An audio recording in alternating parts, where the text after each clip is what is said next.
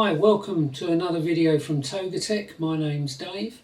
In a previous video, which you can check out the link in the description below, or you can click here, you'll see that we started building this MCP project. It's a general aviation MCP project, and we did the first section, which was the lights control and the starters, based loosely on the Cessna Skyhawk 172. And now we're moving on, in this video we're moving on to the second section, which is our autopilot panel here. It's designed again on a general aviation layout. The controls and functions are based on the Garmin G1000 with additional features used in the Airbus. So today we're going to be wiring up all the buttons along here for the autopilot and the rotary encoders. We're going to be using another Leobodner card, the BU0836X, which doesn't require any programming at all. It's all plug and play. Okay, let's get on with the build.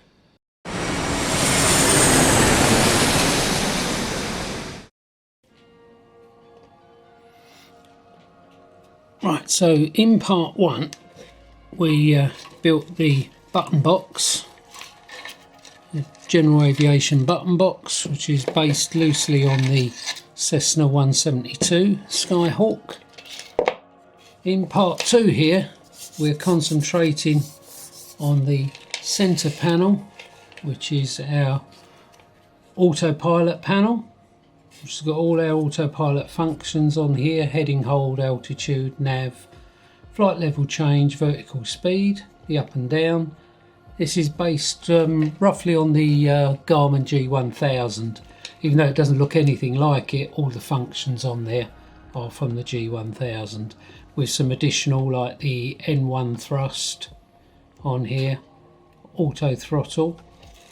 So we've got momentary push buttons, and then we've got rotary encoders for our speed, heading, altitude, vertical speed, and then we've got our course and our barometer settings on this one here. Now on the button panel, the multi-function button panel, I used a Leobodner BBI64 card, which gave us 64 inputs on that card. Now on the center section here I'm going to use this, which is the Leobodner BU0836X, which is a 32 input card. So you've got buttons 32, 1 to 32 along here, digital inputs 1s to 32. You've also got some analog inputs in here, and you've got a hat switch as well. But I'm going to just use this with the digital inputs to run these buttons plus the rotary encoders. Now with the Leobodner card there's an additional piece of software you can download from Leobodner's website. I'll leave a link in the description below, that will allow you to run a rotary encoder as though it was a momentary push button. What it does is when you turn the increments, each increment of the rotary encoder will result in a momentary push button of a switch, and the same, that's going clockwise or anti-clockwise. Each increment will be a push button. So what we'll need is we'll need two inputs for each button. So that will be the button input and the ground, the relative ground for each of that. And then for the rotary encoder you'll need one ground and then two digital inputs. So say we were wiring this one up to button input number 10.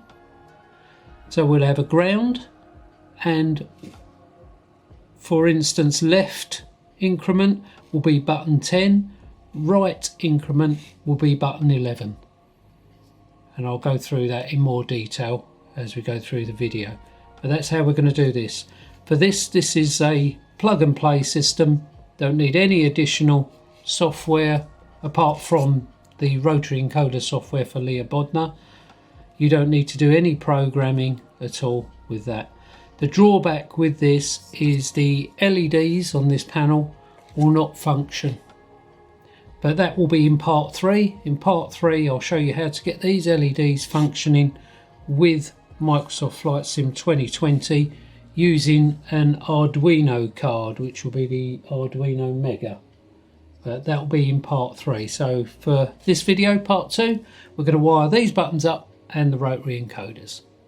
Okay, let's get to it. The Leobodner card, this one, the BU0836, has got these little inputs on here where you push the wire into the connector. Now that doesn't work very well with stranded cable. So what I've done is I've got a load of telco wire here, if you can see that. This is my telco cable. And this is solid wire, single strand cable, which will go into these inputs a lot easier. You just push them in there. I'll just strip those back a little bit.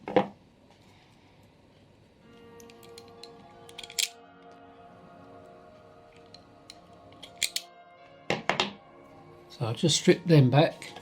So each input on here, these are all your digital inputs. So if we start with button 1, digital input 1 is here. You've got input 1, and then right next to it you've got a ground. So I'm going to use my orange wire as my input, which is button 1. I'll go in there.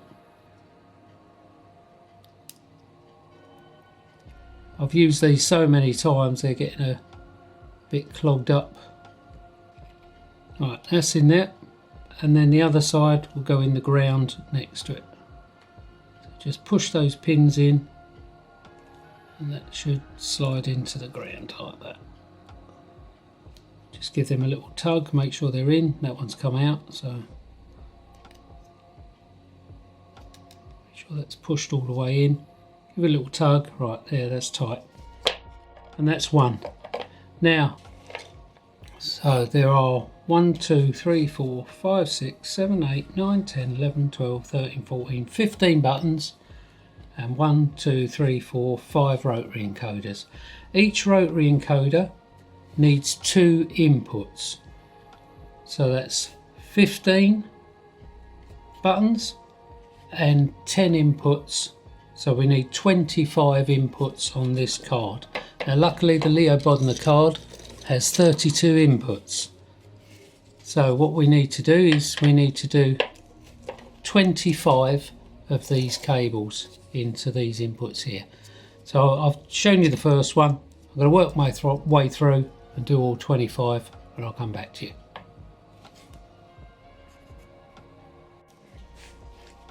Right, I've completed wiring this up with 25 connections on there. And as I say, I've used that single core telco cable. This is twisted pair cable because it fits in these connections easier. Even some of these connections where I've used this multiple times have worn and they won't work anymore, so I've had to skip them. I've got 25 leads there. Now it's just a case of bringing our autopilot panel, and I've already wired these up to DuPont cables for fixing it to the BBI64, but now I'm going to use this. It's going to be slightly different. So it's a simple, well, I say a simple task, but a simple task of taking these pairs and joining them to a pair on the Leobodner card like that. You can see that. So I'm just going to work my way through. I'm actually going to use the thing that I use on the switch cables, which are these crimps, jelly crimps. They've got a little cutter inside that cuts through the insulation and connects the 2 cables together, and it's also got some silicone gel in there to make them waterproof. Again, these are telecoms stuff, rated up to 60 volts I think, AC. So I'm just going to take the first pair off my switch. I'll just show you one and then I'll work my way through them. So these are connected to DuPont cables before, what I'll do here is I'll cut them and just join them straight to a pair of cables on this card here. So let's take that first pair off. So I soldered them to DuPont cables, but now I won't do that. I'm just going to snip those there. You don't even have to strip them back with these jellies because they'll cut through the insulation themselves. So I'll take the first pair on here. This is button 1 pair. Do 1 to one, 1 to the other. Doesn't matter which way round they are.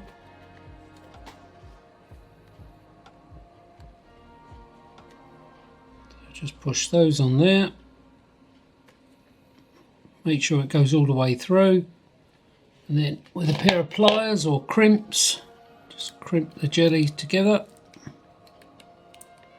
Like that. That's the first wire connected. And do the same with the ground connection.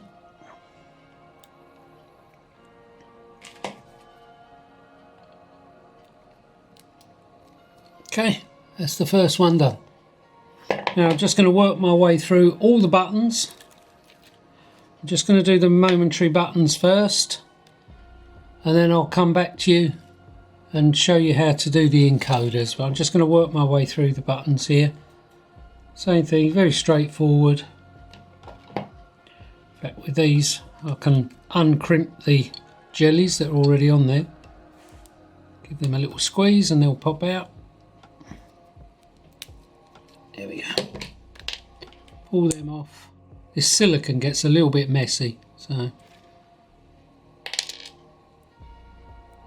like that.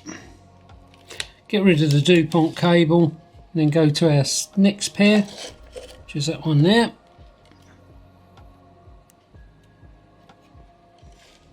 Again, another crimp.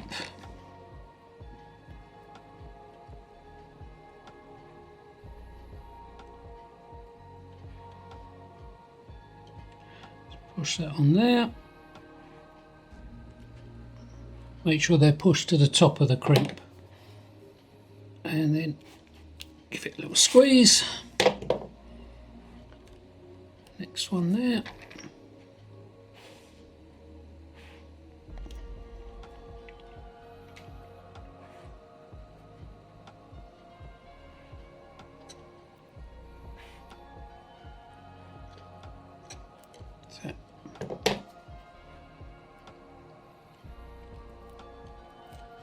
That's it.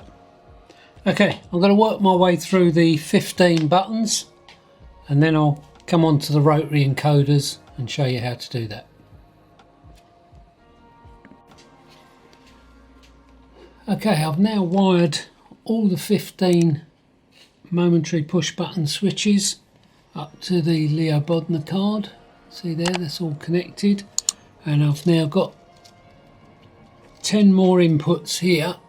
These are for the rotary encoders. Now the rotary encoders are here, there's 5 of them, and what they are these are the KY040 rotary encoder. They're already mounted on a PCB board which has got some resistors on there to stop bounce, so encoder bounce. Now if we look at the pins on here, we have a ground, a positive, a switch, a DT and a CLK. Now the CLK and the DT are determines our clockwise and our anti-clockwise direction. The switch, these encoders also come with a momentary push button switch on them.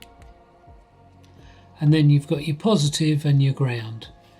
Now what I'm going to do is wire these up to the board. I'm going to take one of the inputs, so this will be whatever that is, button, a quick look there, that is button 18, as button 18 and a ground, and I'm going to connect these up to the ones on the board.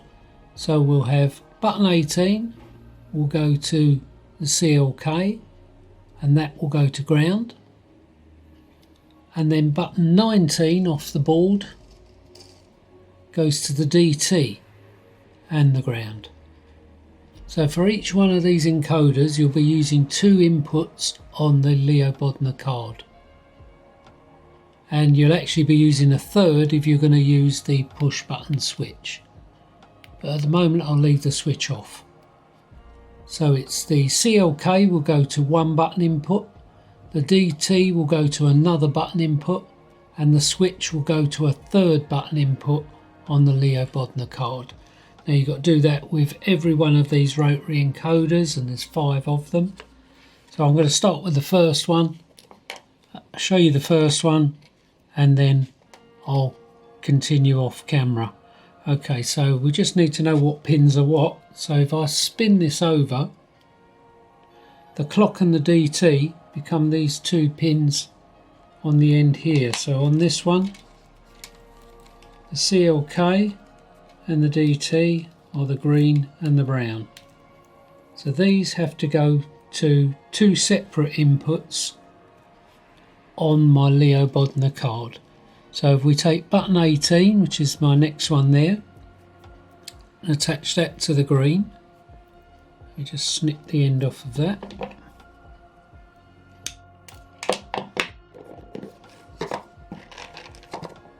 Again, I can use the jellies. Push that in there. So that's going to input 18 on the Leobodner card. So that's the CLK on this rotary encoder going to input 18 on the card. Then the next wire off of here, the brown wire, that has to go to another separate input on the card. So if I take input 19, which is this one,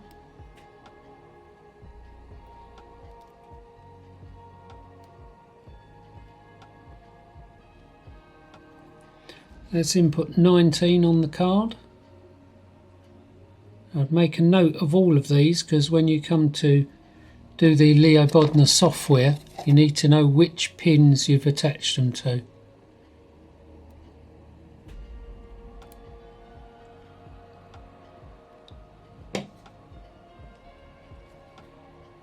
So do ourselves a little list here. Okay, so the CLK has gone to button 18 on the card. The DT has gone to button 19 on the card. Now if we were going to use the switch, which is the next cable on here, and that purple cable is the switch on the encoder, the momentary switch on this encoder, you'd put that to another input. I'm going to leave the switches off now until the end, and then if I've got enough inputs left on this card I'll connect all these switches up to it. Okay, so that's CLK to button input 18, the DT to button 19, and these are your 2 grounds. Now we need to connect the ground wire of the encoder to those grounds. So the ground wire of that encoder is the last pin. So on here you've got the positive, that's your positive wire, and that's your ground. So I'm going to connect these grounds together. So we've got those 2 grounds and that.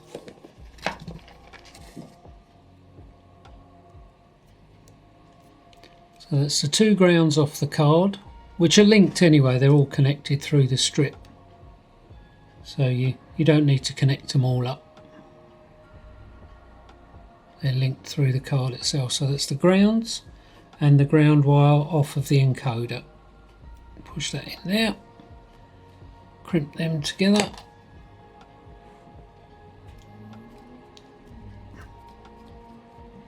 And that's the first encoder done. Obviously you've got the spare wire, which is your switch, which will connect up later if we've got enough inputs, and then you've got this wire which is your positive, which we'll come back to later.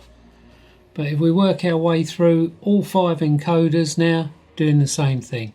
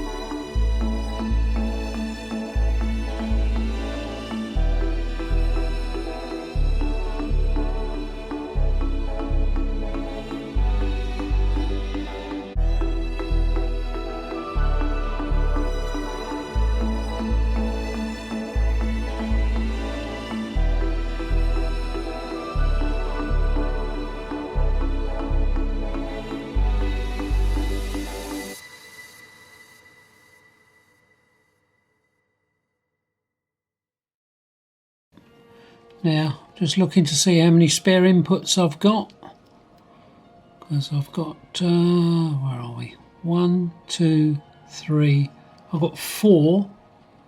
I've got a few that aren't working, so at the moment it looks like I've only got 4 outputs. One of these wires has come out. Careful of that.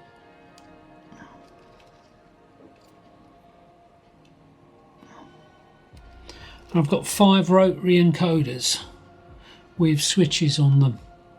Now, trying to think what needs a switch and what doesn't.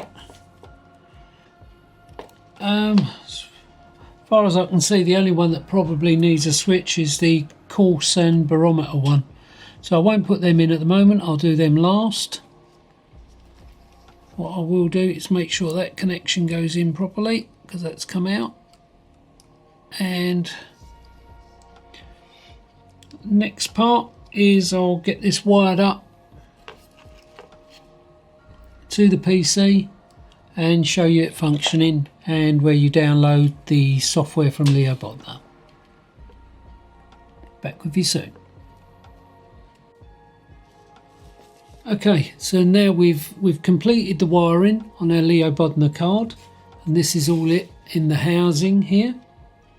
Now, with the Leobodner software, to make it work with rotary encoders, you have to do certain pairings. So if you download, when I'll show you how to download the software, and you have to set up certain pairings on there. So the pairings go on the inputs on the Leobodner card. It's pairing 1 and 2, 3 and 4, 5 and 6, and so on. So my rotary encoders are going to be worked like this. I've connected the buttons 1 to 15, to the connections on the Leobodner card B1 to B17. There's a few non-functioning on my card, that's why they don't go up to B15. There's a couple of faults on my card where I've used it so much. Then I've paired the rotary encoders. These rotary encoders run to rotary 1, which is the course and barometer encoder. The CLK goes to button 19 on the card, and the DT goes to button 20, and the actual push button switch goes to button 29 on the card. That's the only rotary encoder I've included the push button switch on.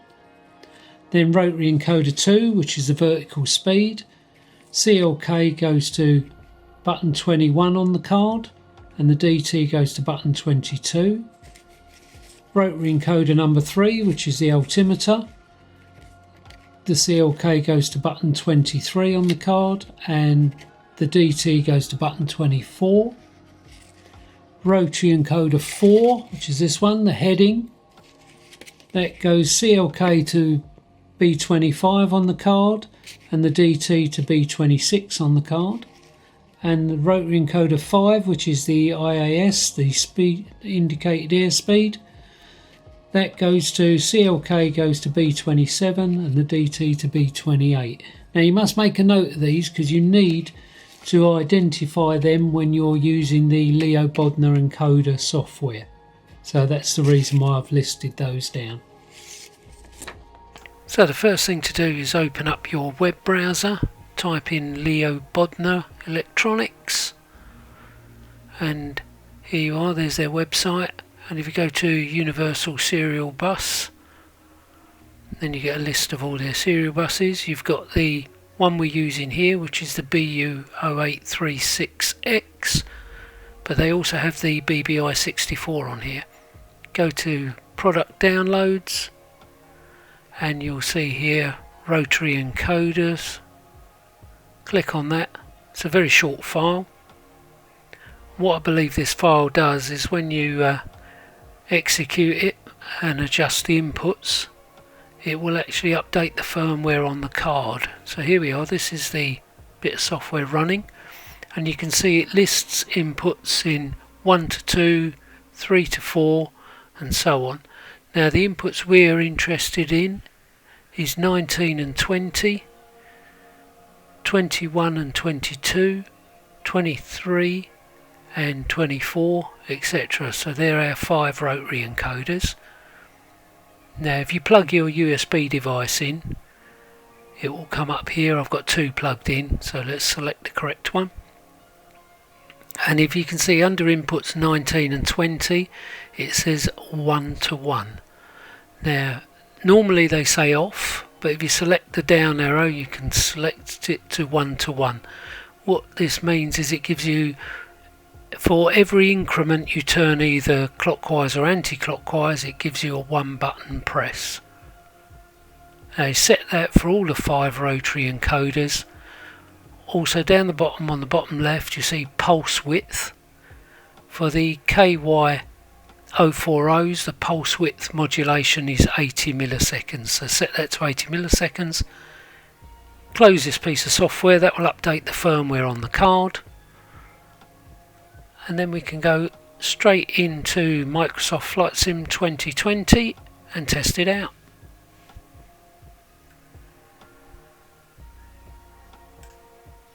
Okay, you have to set up the controls in Microsoft Flight Sim 2020, so just go to your main menu and then go to Options, Control Settings, and then set up each button and each rotary encoder, which, as you say, a clockwise turn on a rotary encoder will be 1 button, and an anti-clockwise or counterclockwise turn on a rotary encoder will be a different button.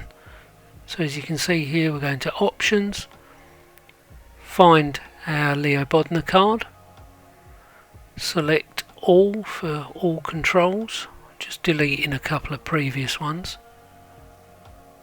Go to All, and then just search down the menu and find all the functions you need.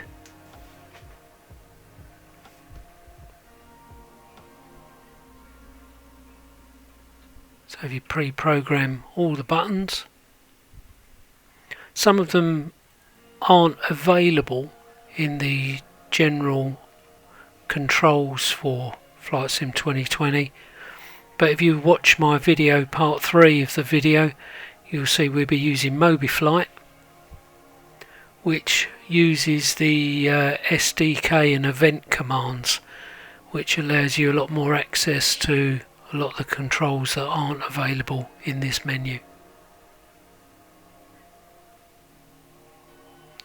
I'm going to just quickly zip through these, add all these controls, and then we'll take it for a short flight and test it out.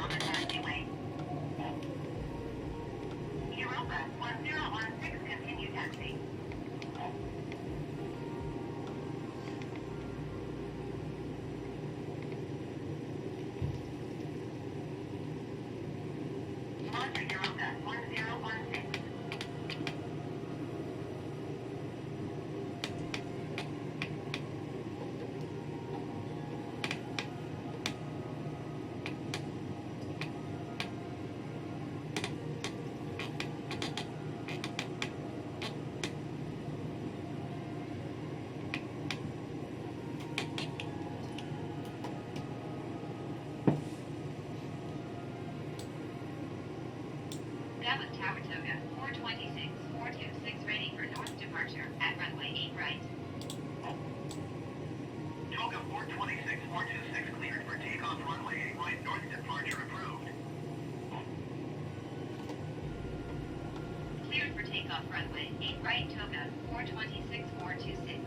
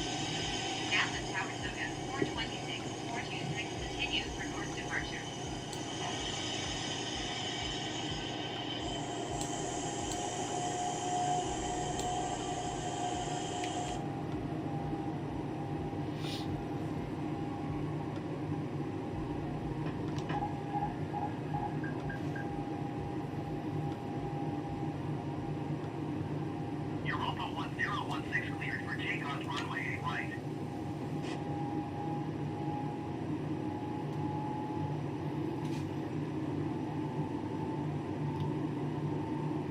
TOGA 426426, you are leaving my airspace. Frequency change approved. Well, thanks for watching. I hope you enjoyed that video. Hopefully you'll join me in part 3 of our project build, where we'll be wiring in the LEDs and the LCD screens using Mobiflight and an Arduino 256 Mega. Okay, see you next time.